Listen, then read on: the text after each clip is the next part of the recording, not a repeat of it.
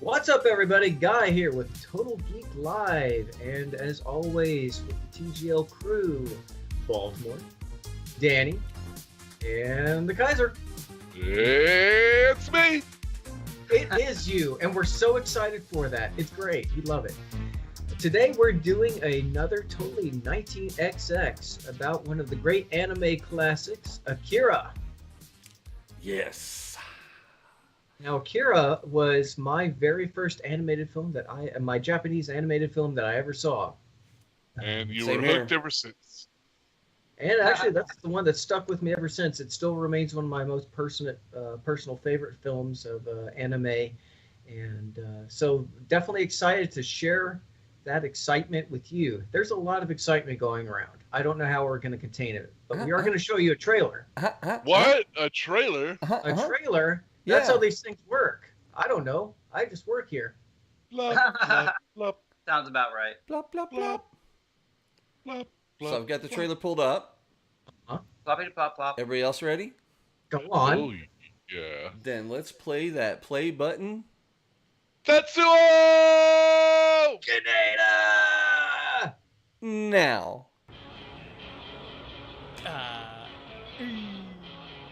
All right. The story is That's you a and your great friends intro went for out this and trailer. I know, your right? plans to visit your dying mother, What are we and then watching? Another bunch of other biker hooligans called the Hero. Clowns attacked you. They hurt your friend, you lost your temper, and that's That's why the 8 of Joker. these clowns are all now in the hospital. And that is the truth.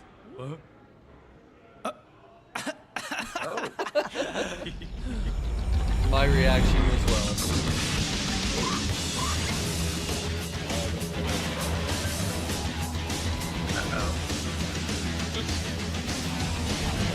Seeing this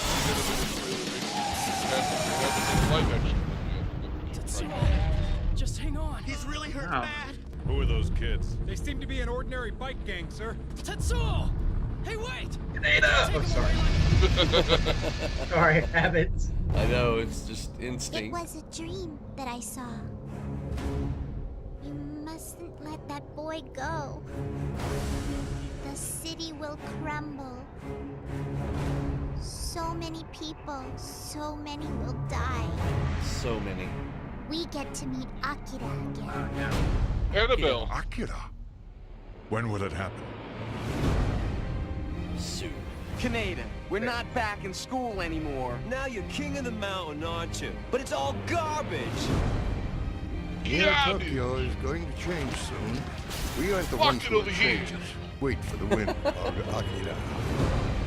You've got to return to the laboratory. Listen to me. It's my brain. You're getting all big. A little bit. which is called science removes ignorance. That which is called civilization devastates the spirit of man.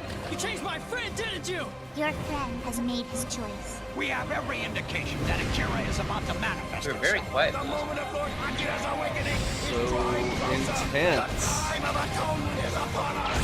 Are your hearts prepared? The time is nigh.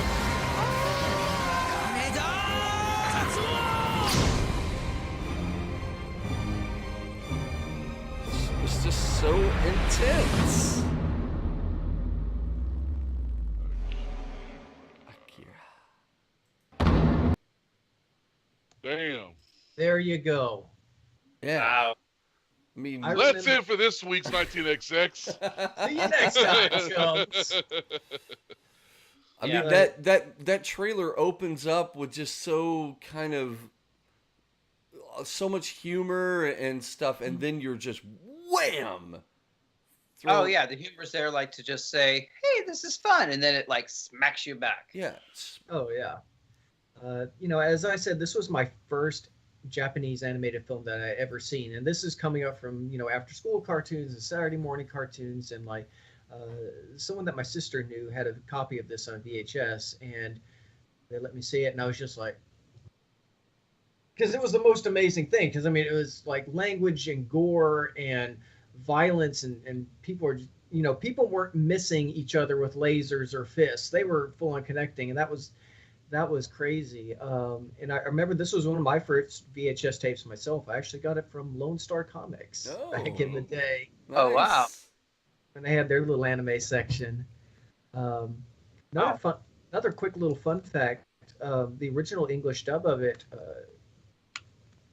Kaneda, was actually voiced by Cam Clark, who played Leonardo in the '87 Ninja Turtles, Okay. and also played He-Man in the 2000 reboot of Masters of the Universe. Okay. Wow, Right. that's cool. So, Yep. So the trailer we watched, that wasn't the original cast. That was the theatrical re-release that they did It looked- recently. Yeah, I think Yeah. the 2012, I think, or something like that. Yeah.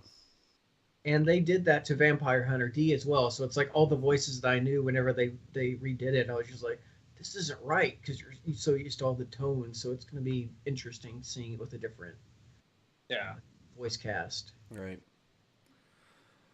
I'm a huge fan of dystopian stuff and cyberpunk, especially. I geek out all over that, and this was my first anime introduction. I had watched as a kid. I watched the Robotech Macross Saga on television, but that was just in little 30-minute blips here and there, and Star Blazers and things like that. But this was my first true anime movie, and I was just blown away. I wanted Tetsuo's jacket, and I mean, I just wanted. He took that just whole look. I loved Michael Jackson wearing red leather. Yeah. But then once I saw Tetsuo with it and the red motorcycle, I'm just like, it took all of that to a whole new level. And I'm like, oh my gosh, I want that. So, and I'm hoping maybe someday I can cosplay that whole thing. Because man, awesome. that bike, it threw back to me some of the Robotech vehicles. It just kind of kicked that back to me, and I'm like, oh my gosh, it's so flippin' cool. And just everything, you get and it's just kind of like the trailer, you get a little bit of the fun action and everything, a little bit of humor, a little bit of action at first, and then once the motorcycle accident happens, bam, everything just takes to a whole new level. And, right. Oh man, it's just an amazing film. Absolutely amazing. Well, film. it takes place in 2019, so you only have a year and some change to wait before you get your red leather jacket and matching Right. motorcycle. They should just be out in the stores and easily available, right? Yeah. Which is funny enough because, but which is funny enough because Blade Runner is set in 2019, so you almost wonder if both events are happening at the same time. One in Los Angeles and the other in Neo Tokyo, right? So. Ooh, make a crossover. Absolutely, that would be so much fun. Yeah, it's like there's similarities in it too. I mean, you can definitely see some very strong similarities in the design style from each other. Mm-hmm. Yeah. Yeah, this wasn't my first. My first was Ninja Scroll. Okay. And that's still my favorite all-time anime. Probably because it was the first that just opened my mind to go, oh wow, there's a whole new world of cartoon, animated features out there that is nothing like I'd ever seen before. Right. Yeah. So that did eventually lead me to Akira, because Akira was just one of those, oh, you like anime? Oh, you've seen Akira, right? It's just like, even if you have a glancing, affection for anime, it's probably because Akira, Ghost in the Shell, Ninja Scroll, one of those just breakout hits that we had here. And I don't know, I had to pause for a moment. Right before we started recording, I rewatched my favorite scene because it's the most bizarre piece of animation. Oh God! That exists outside of maybe something in La Blue Girl, but right. The hospital scene with the teddy bears. Yes. Everything from the animation to the music, just the entire package of that scene is pure insanity. It's like Twin Peaks level of like, what the hell am I watching? Right. And wow, just So that's mine. What are some of y'all's favorite scenes? Y'all, because I'm in Texas. Yes, I'd have to say I remember that scene definitely, and that was some messed up stuff for a kid. And I mean, this is coming from someone who's seen Watership Down, so I mean, that was all pretty messed up right there Right. too. But because it's like all these toys come to life, and it's just utterly nightmarish. And again, coming off Saturday morning cartoons and Transformers and G.I. Joe and such, you're just sitting there. This is amazing. It's like I wasn't like horrified. I was just like enthralled by how freaking weird this was. And there's other scenes, especially as Tetsuo becomes corrupted by the Akira force, and he just becomes monstrous. He becomes not only monstrous but monstrously powerful and clearly insane. And it becomes this big battle. And we made that reference earlier with. Kaneda, Tetsuo, and then basically they scream each other's name back and forth as they're delivering blows, and it just goes up and up and up and up and up, and it just never stops. And it's those scenes I think just really set it apart for me, and especially as beautifully detailed it was. It's just as a whole world and the animation and everything else. I just loved it. Right. So the big fight scene at the end is your favorite kind of. I think so. Yeah. Yeah, and I like those. I love that scene, and I love the weird teddy bear scene. I mean, those are two of my of all movie scenes. They're just some of my favorites. I also like just seeing Neo Tokyo because I'm such a cyberpunk geek. I just love seeing the scenes of what Neo Tokyo looks like. And the lights and just the structures and the architecture and everything of what this is what they thought 2019 was going to look like and stuff. It's so visually mesmerizing for me. I love it so much. I don't have a specific favorite scene, but I really enjoy and appreciate the difference that the Japanese animation inhabits versus sort of like what Guy was talking about earlier, the sanitized Saturday morning cartoons and after school cartoons that we enjoyed and grew up with. A world away difference the anime is, and I really love and enjoy and appreciate it. And I can't say that it's just a different understanding of it, because that's kind of limiting as to their concept of animation and anime. So I don't think I can actually describe how cool it is to see their telling of these stories and their perceptions of things. I think it was really, really cool. And it was great stuff from page to screen. I think they, obviously did a fantastic fantastic job of translating it to the screen, and it was just powerful and as beautiful on screen as it is on the page. Hey, could you imagine if our animated movies that we got from our comic books were as epically intense and detailed and as stuff like Akira and Ninja Scroll and stuff are? I mean, not to knock down, a lot of the DC animated stuff that's come out, because there's been some amazing stuff. True. But it's not like Akira, level of just production and stuff, Right.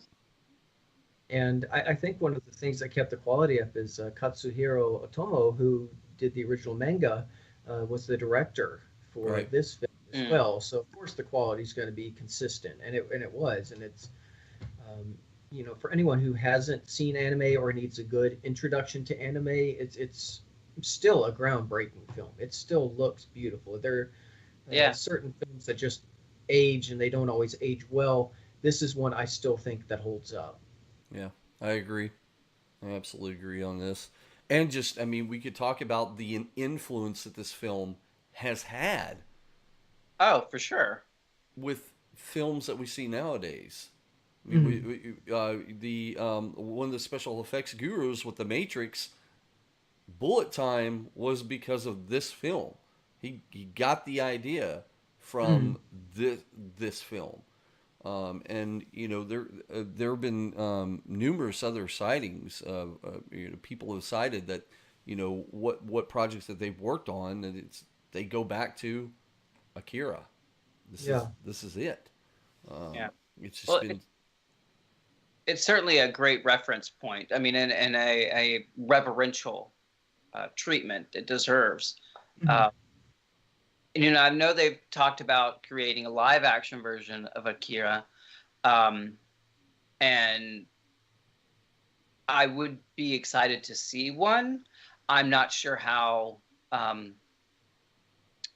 successful it might be. If they whitewash it, then there's no point in doing it. Right. They really do need to honor the source material with their casting choices for sure.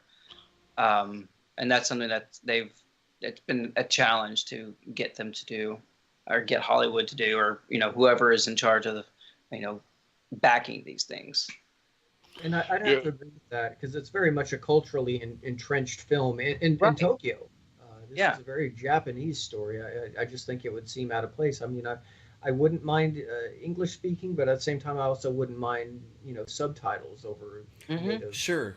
Yeah, I would. Yes. Some of the other animation films like Attack on Titan and stuff where they've taken live action and they've taken Japanese actors and then they do an English dub over it. I would see more going down that route, or even an animated series, because there was thousands and thousands of pages of the manga that that the movie couldn't cover everything. Because they couldn't cover everything in 2 hours. That I could see them going back and doing a complete series on it and covering a whole lot more. And are you listening, Netflix? Yeah, right. And not a 3-4 episode series. Yeah, not a 4 episode 30 minutes each. We're talking. Yeah, episodes. Don't Castlevania us, man. I mean, come on now. We're already chomping at the bit for season 2 on that, and if you were to do that with us with Akira, you would. I mean, you would get so. There'd be pitchforks and all that. We would be coming out the door. Giant teddy bears. Giant teddy bears. Yeah, we would all form into giant teddy bears, and we would just come marching to the offices of Netflix and. Boom, boom, boom, yes. Bloop, bloop, bloop. Yeah, no, I think I would like to see not necessarily retelling of the story, but I would love to see some more life for Akira, for more, more from it. Right. So maybe if it's an animated series, that would be awesome. A video game could work very well. I know that there's been 1 or 2. There was supposed to be one. THQ back in the 90s was supposed to do one for Super Nintendo, Genesis, Sega CD, but that ended up in development hell and was ultimately canceled, although they never officially came out and said, yeah, it's canceled. But here we are in the 2010s, and yeah, it's safe to say it's canceled. Yeah, because I think I remember seeing Game Boy footage of an Akira game. Surprised me. But take something, stuff. You look at games like the new Assassin's Creed, the new Battlefront 2, all these newer games, and you look at that and go, okay, let's get that type of budget onto an Akira game. Right. Yeah. And it could be pretty epic. Yeah. Yeah. Or let Telltale get a hold of it and do their series. Oh yes. Like based on the manga. Oh, that would be cool. Yeah. It will be interesting though. Kaneda's Bike will have a role to play in the upcoming Ready Player One. That was very clearly seen in the trailer. Oh. Well, Spielberg's been all over Akira since as long as I can remember, since like the 90s. Which is funny because both Lucas and Spielberg initially passed on the distribution of Akira when it originally came out. I don't think they really saw it as feasible, and here we are. And it's like even people who worked on the prequels said there were some Akira influences based off Clone War battles and things like that. So. Oh yeah, absolutely. Yeah, I'm gonna have to watch it again. Absolutely. Oh yeah, absolutely. Well, that is our totally 19XX on Akira. If you like what you saw and you want to see more anime projects or anything else in particular, hey, we are always going back to the good old days. At least, certainly for us and probably you too as well. As I said, let us know what you think. Like, share, subscribe, comment, do all the things that YouTube people do. Do them all. In fact, just be that guy that does like all of them at the same time. Make your computer crash. It'll be awesome. Tell us about your favorite parts from Akira, or how you came across Akira, how to find its way into your home. And even what was your first anime? What was the one that went from American animation into Japanese animation? What was your gateways, as it were? Pokemon! Well, there's a lot for Pokemon. Maybe that'll be another discussion for a later time. Yeah. But anyway, thanks for stopping by for another Totally 19XX with the Total Geek Live crew. As always, it's all geek to us. Thanks, you guys. Take care. Bye. Bye. Hey.